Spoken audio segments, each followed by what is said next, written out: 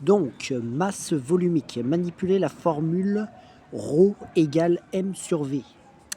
Donc, ρ, c'est une lettre grecque qui désigne donc la masse volumique, qui représente la masse volumique. M, c'est la masse d'un corps, et V, c'est le volume de ce corps. Et ρ, donc, c'est la masse volumique de ce corps. C'est comme ça qu'on calcule la masse volumique. Donc, on utilise cette formule déjà simplement pour calculer ρ, voilà, c'est-à-dire la masse volumique. Et pour cela, on utilise donc la formule ρ égale m sur v, avec ρ qui désigne la masse volumique qu'on veut calculer d'un corps, c'est-à-dire soit d'un liquide, d'un solide ou d'un gaz, et m, ça désigne la masse de ce corps en question, et v, le volume de ce corps. Donc par exemple, on va prendre un exemple, un morceau de fer, donc là c'est la corps, c'est le fer, a une masse de 393 grammes et un volume de 50 millilitres. Donc on est bien d'accord que il y en a souvent qui pensent que quand on est en millilitres, c'est que pour les liquides. Non, c'est valable pour les gaz, pour les solides, hein. On peut avoir un volume solide, un volume liquide ou un volume gazeux, et il demande de calculer la masse volumique. Donc on applique la formule, donc on écrit déjà la formule littérale, ρ égale m sur v égale, on remplace par les valeurs, donc on sait que le morceau fait 393 grammes, on divise par le volume 50, voilà, et on va calculer. Donc alors, on prend une calculatrice ou alors on calcule sans calculatrice. Moi, je vais calculer sans calculatrice. Donc là, une technique quand on divise par 50, c'est de multiplier par 2 en haut et en bas.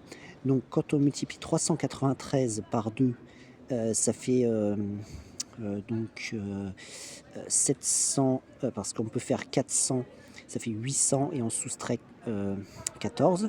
Donc ça fait 786, voilà, sur, et là ça fait 100 au dénominateur.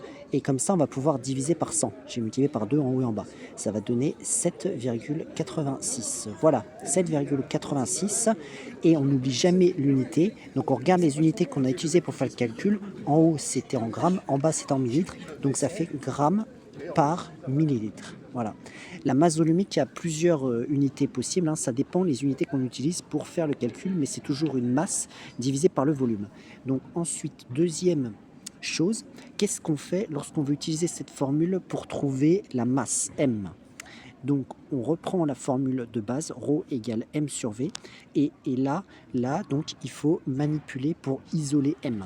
Donc il y a une technique qui dit que quand on a par exemple a sur b égale c sur d, comme cela, donc deux fractions égales, par exemple si je veux le c qui est en haut, je multiplie en diagonale comme cela et je divise par celui qui est opposé. C'est-à-dire que ça va faire a fois d divisé par b.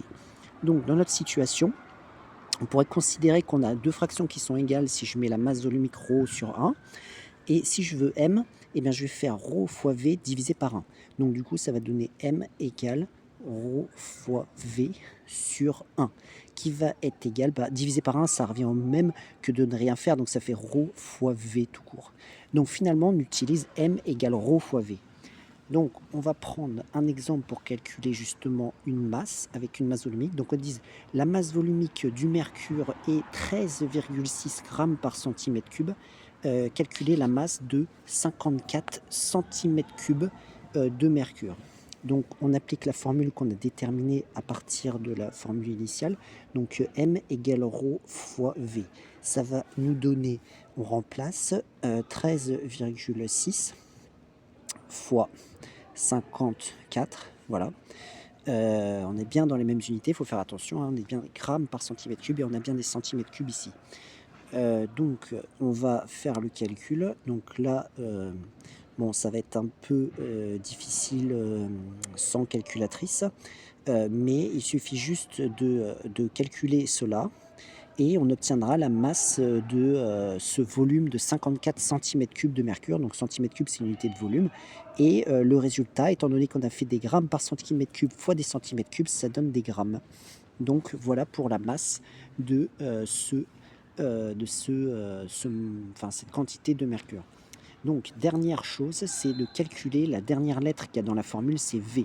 Donc là, c'est le même principe, on met sur 1 comme ça, et on prend la formule initiale, on met sur 1 si on veut isoler V, et on reprend la formule, donc là c'est en bas à droite, mais c'est le même principe, si on veut D, on multiplie en diagonale et on divise par celui qui est opposé, donc ça fera B fois C divisé par A. Donc dans notre situation, nous on veut V, on va faire M, on multiplie en diagonale, donc M fois 1 divisé par ρ. Donc du coup ça va nous donner V égale donc M fois 1 divisé par ρ. Multiplié par 1, ça ne change rien, donc ça fait V égale M sur ρ. Et voilà. Donc du coup, on a la formule pour calculer le volume à partir de la masse et de la masse volumique d'un corps. Donc par exemple, on a la masse volumique de l'alcool qui est de 0,8 g par centimètre cube et il demande de calculer le volume de 300 g d'alcool. Donc on reprend la formule de V isolé à partir de M et ρ, donc c'est M sur ρ égale, on remplace par M, ça nous donne 300, on remplace par ρ, c'est 0,8, on est bien dans des unités cohérentes puisque on a des grammes et des grammes. On fait le calcul. Alors ici, je sais que quand on multiplie 0,8 par 1,25, ça donne 1. Donc j'ai multiplié par 1,25 en haut et en bas, donc ça fait 300 fois 1,25 sur 0,8 fois 1,25, ça fait 1. Voilà. Donc maintenant, on va faire la multiplication au numérateur. Donc ça revient à faire 3 fois 125. Et 3 fois 125, ça nous donne 250, 250 plus 125, ça fait 375. Donc ça nous donne 375, divisé par 1, mais divisé par 1, ça ne change rien.